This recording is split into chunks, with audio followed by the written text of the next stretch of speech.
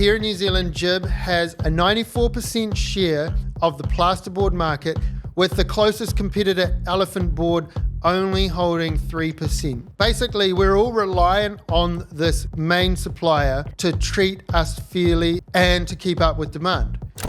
Tens of thousands of houses ready and waiting to be built, but no GiB in sight. Shareholders say the company, which produces most of the country's plasterboard, isn't taking responsibility for its role in the shortage. It's actually worth a lot of money in today's environment. It's gold. I could sell it 10 times over. It brought the entire industry to its knees and was actually quite scary. I'm Josh, a builder, and in this video here, I'll talk about the great GiB crisis of 2022 and how it impacted us builders on the ground and our projects. And stick around to the end of the video where I'll give you my thoughts on why I believe GiB has become so dominant in the market and why other players have struggled to gain a foothold. And in a follow-up video, we'll talk about some of the alternatives to plasterboard.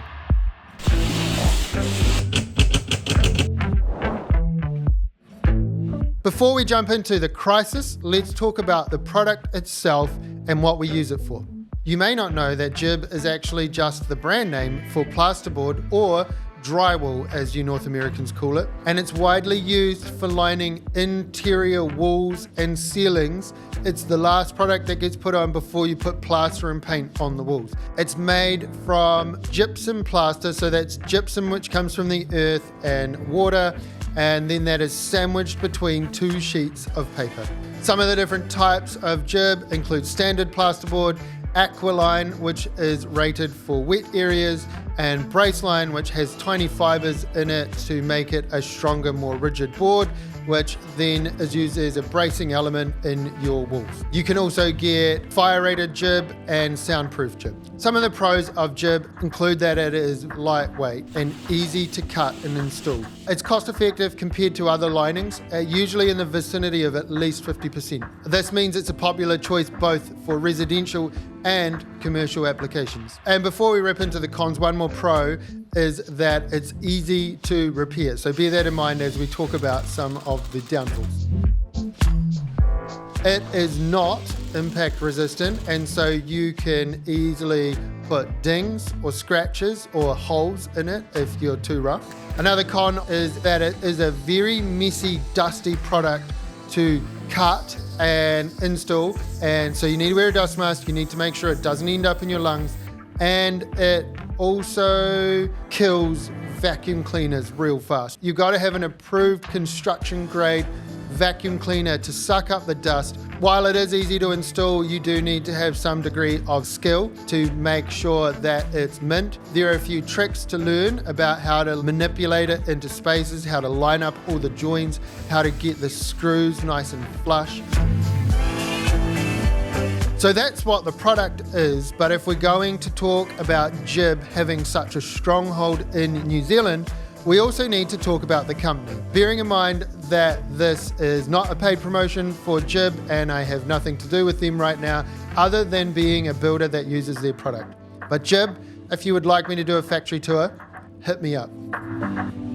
Up until the 1920s, plasterboard was imported from North America. You can look up some older products. They even included things like horsehair in them to bind it all together. And then a company in New Zealand formed called Builders Composite Materials Limited. And they pioneered local production, leading to the formation of NZ Wallboards Limited by Windstone Limited, which introduced the first type of GiB board to New Zealand. Rapid growth led to expanded facilities, and Fletcher Challenge became a major shareholder in 1988. Today, Windstone Wallboards operates factories in Tauranga and Christchurch, with distribution centres across New Zealand, and continues to innovate through research partnerships. So as you can see, there's over a 100-year history of them producing and supplying plasterboard to the New Zealand market.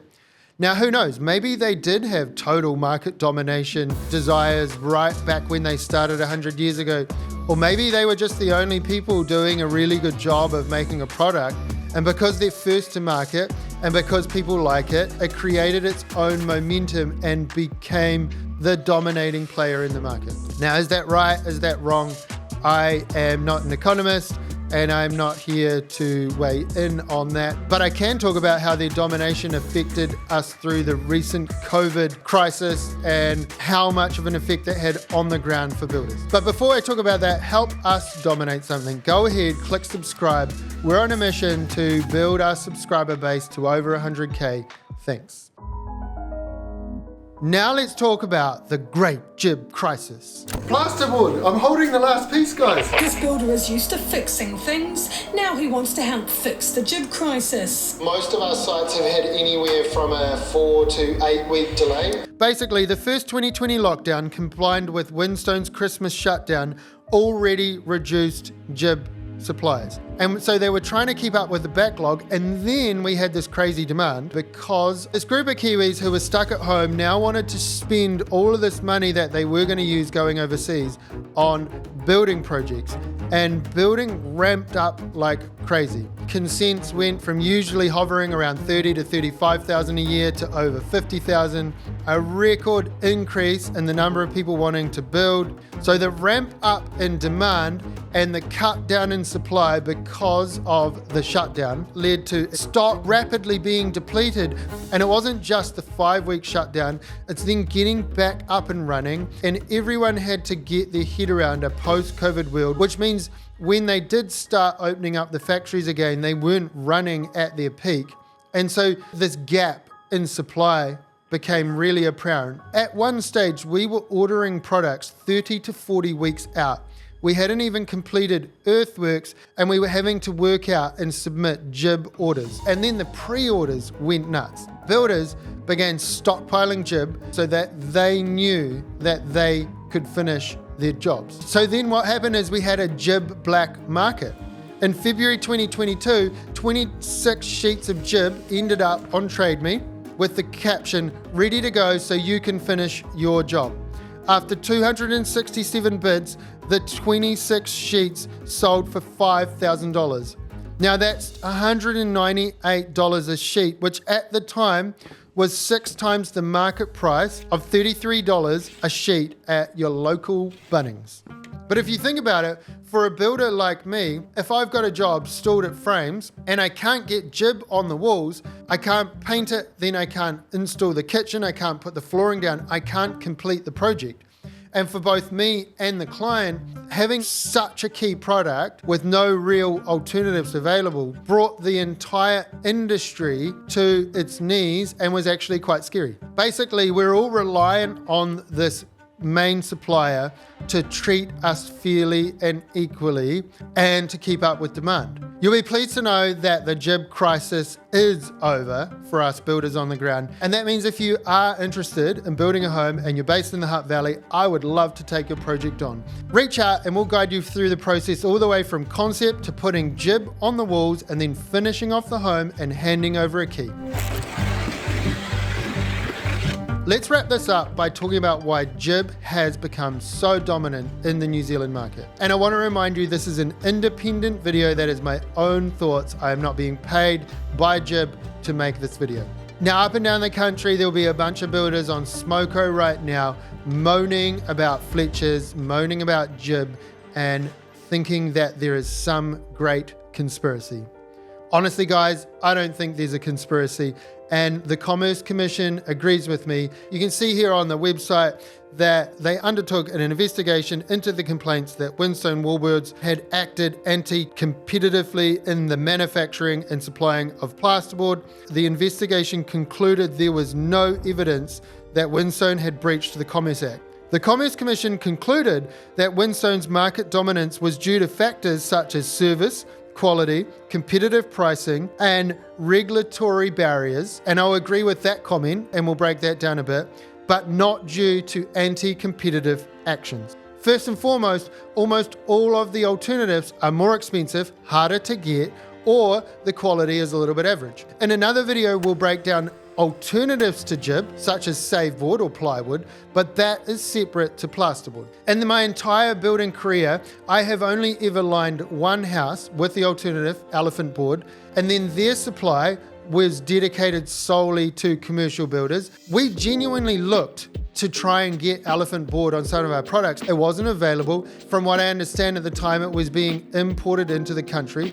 So as a Kiwi builder on the ground, of course I'm going to buy product from another Kiwi company making their product in New Zealand. They continue to invest in more centres. They continue to invest in distribution. They gained a market share in merchants, which means they can be cheaper and more agile than those overseas competitors trying to take over the market.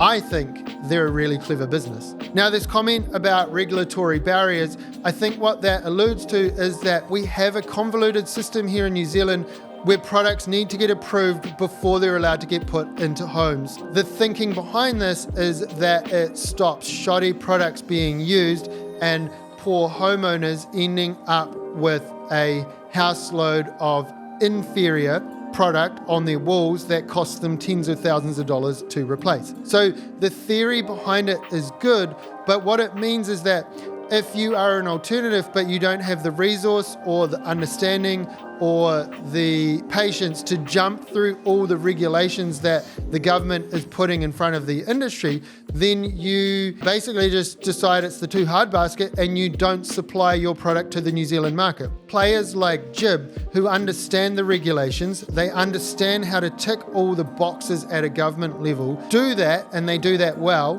to the point where they have created a bracing calculator. So architects up and down the country use the GiB bracing calculator. This makes their job easy. It means they tick their boxes with their local council far easier when they're submitting their plans. And so then when GiB has been specified on the plans, as a builder or as a council inspector, we don't want to rock the boat and change the plans unnecessarily. That makes our life as a builder or a building inspector harder. So what ends up on the plans ends up on the wall. And so if a majority of New Zealand building consents have GiB specified as the main product lining the interior walls, it creates a self-fulfilling prophecy. If it was an inferior product, if it wasn't doing the job that we want it to do, an alternative would pop up. Kiwis aren't blind sheep just doing what they're told. We have a track record of fighting for what's right when we believe it's right. I think the GiB fight is one where people are like, they love to moan about it and they love to hate on GiB, but at the end of the day, they're like, oh, well, it's available on the shelves and it's a good price and it's actually a pretty good product. So you know what? I'm going to use it. In conclusion, GiB has kept its market share by making huge investments in local infrastructure, the widespread availability of their product across a number of merchants, by the level of service they provide not just to merchants and builders but to designers and architects, by ensuring that the quality of their product is improved, and by keeping their prices competitive, and probably most importantly, understanding how to play the game at a regulatory level. You know, one room that's not lined with GiB is the studio right here. I'm sitting in a room lined with saveboard, and in my next video, we'll talk about some of the alternatives to plasterboard. So subscribe so you don't miss that.